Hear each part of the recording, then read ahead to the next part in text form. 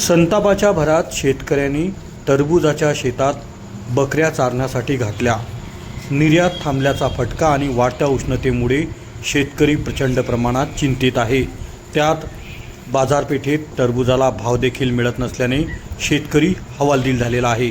लावलेला खर्च देखील शेतकऱ्याचा निघत नसल्याने शेतकरी प्रचंड प्रमाणात चिंतेत सापडला असून नाराजी व्यक्त करीत आहे। टरबूजाची निर्यात थांबलेली आहे। शेतकऱ्याने शेतात लावलेल्या टरबूज खाण्यासाठी हजारो मेंढ्या आणि बकऱ्या चारण्यासाठी घातल्याचा प्रकार मुक्ताईनगर तालुक्यात घडलेला आहे। 6 एकराच्या टरबूजाच्या शेतात शेतकऱ्याने संतापाच्या भरात चारठाणा परिसरातील शेतकऱ्याने मेंढ्या आणि बकऱ्या शेतात चारण्यासाठी घातलेल्या आहेत।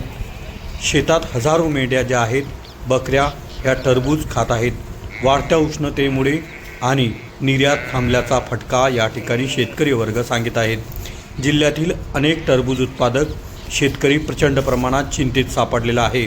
याकडे लक्ष देण्याची मागणी होत आहे।